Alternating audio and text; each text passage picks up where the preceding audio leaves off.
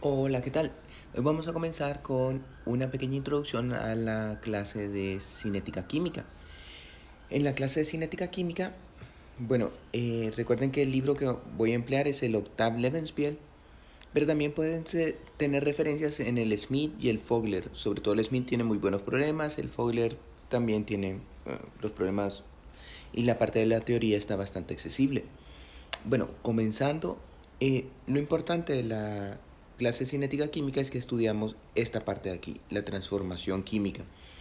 Vean que esta transformación química, que aquí la tenemos en un bloque, se lleva a cabo en un reactor, entonces hay que diseñar ese reactor de forma de obtener el producto a la velocidad que nosotros deseamos. Recuerden que si se está produciendo algo, entonces uno va a tener, de acuerdo al mercado o a lo que pueda vender, una cierta cantidad que necesita que esté saliendo y entonces que se esté transformando, que estemos produciendo. Entonces tenemos que ver cuál es la velocidad necesaria, cuál es el tamaño del reactor, a qué velocidad la vamos a estar alimentando para obtener el producto que deseamos. En esta parte pueden ver que está la reacción, después va a haber un tratamiento posterior, que generalmente son las clases como de operaciones, en donde nos dan la forma en cómo eh, transformar este producto, cómo purificarlo, cosas por el estilo. Y entonces ya tendríamos con las clases de operaciones la obtención del producto. E igual, antes la alimentación generalmente va a tener que sufrir un tratamiento previo, un acondicionamiento, en donde de nuevo con las clases de operaciones se estudia eso. Pero la parte de aquí es la parte de la reacción, la transformación para darnos el producto. También aquí lo estudiamos únicamente en procesos químicos, pero también en cualquier proceso. No sé si ustedes quieren hacer cualquier producto, siempre intenten visualizarlo de esa forma. Un tratamiento previo, un punto en donde se da la transformación, ya sea hacer pasteles o cosas por el estilo, y finalmente una post-tratamiento. Entonces, no que el hacer un pastel no sea algo químico, pero bueno, no es exactamente química, es más alimentos. Entonces tendríamos ahí que en esta transformación nosotros la podemos ver de acuerdo a los datos que estudiemos en cinética para hacer el cambio. Igual imagínense que ustedes están aquí en un sitio y quieren llegar a otro sitio, entonces mediante montándose en un bus van a llegar al sitio. Entonces también lo podemos ver todo así como que si fuera un proceso relacionado con la química. Aquí tenemos entonces el reactor que va a tener una entrada, una salida y claro, lo que haga el reactor va a estar relacionado con lo que estemos alimentándolo. Y de acuerdo a cómo esté diseñado, así va a dar la salida.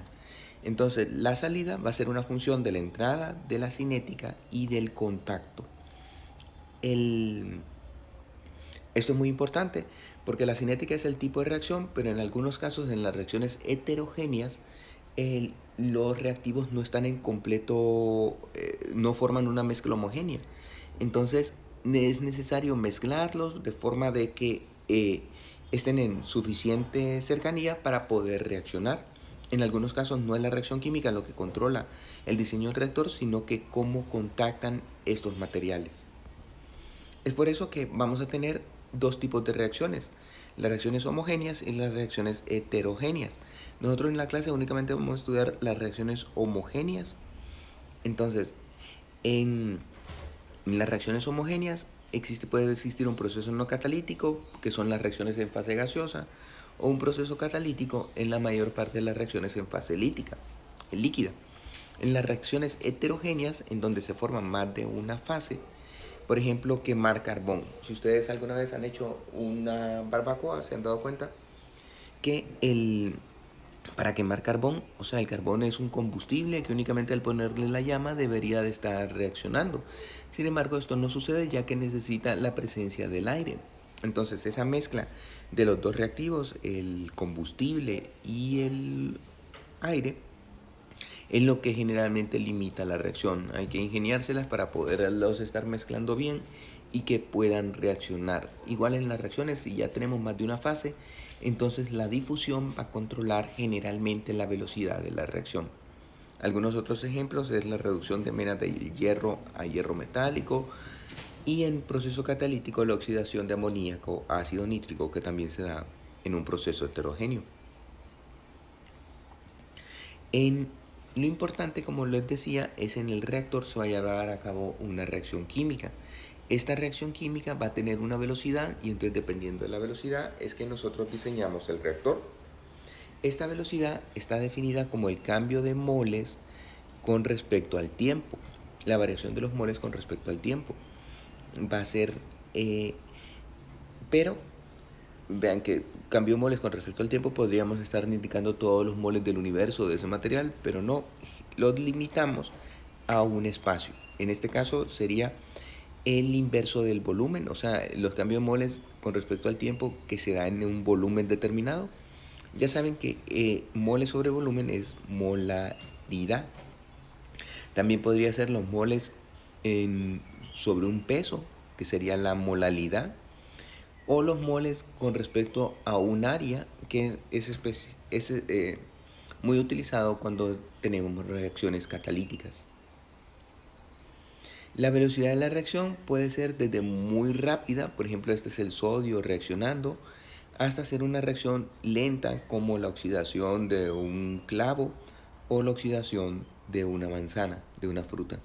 Entonces tendríamos desde las velocidades más rápidas, en donde lo que hay que limitar es cómo generalmente las reacciones rápidas están liberando muchísimo gas. Entonces tendríamos que planear cómo vamos a expulsar esos gases a las reacciones lentas, en donde lo que intentamos hacer es que tengan la mayor área para que la reacción se lleve a cabo lo más rápidamente, si es que queremos que la reacción se lleve a cabo. Aquí les presento algunas de las velocidades de las reacciones. Desde la velocidad, este es el tratamiento de aguas con lodos, que va, la velocidad es 10 a la menos 4. Vean que la velocidad de nuestro organismo es 10 a la menos 3. Y si estamos trabajando más fuertemente, cerca de 10 a la menos 2. Las reacciones de gases en materiales porosos con catalizadores es de alrededor de 1. Los hornos de carbón es de aproximadamente 10. Los motores de jet es 1000. Los motores de un misil aproximadamente 10.000. Y las reacciones bimoleculares, si todas las colisiones cuentan, es de 10 a la 10. Entonces vamos desde reacciones sumamente lentas hasta reacciones extremadamente rápidas. Y para completar esta introducción les pido que vean el ejemplo 1.1. En el ejemplo 1.1 sale la combustión de un jet. Entonces aquí tenemos el motor y al hacer el cálculo está gastando oxígeno a la velocidad de 1.415 por 10 a la 4 moles por metro cúbico segundo. Entonces una velocidad extremadamente rápida. Y en el mismo ejemplo, para que veamos, considerando nuestra vida, lo que consumimos de energía durante un día y entonces a qué velocidad la estamos gastando, se llega a que la velocidad con que consumimos el oxígeno es de 2 por 10 a la menos 3 moles de oxígeno por metro cúbico por segundo. Compárenlo esos 2 por 10 a la menos 3 con 1.41 por 10 a la 4. O sea, 10 a las 7 veces más rápido un motor de un jet que como nosotros consumimos la energía.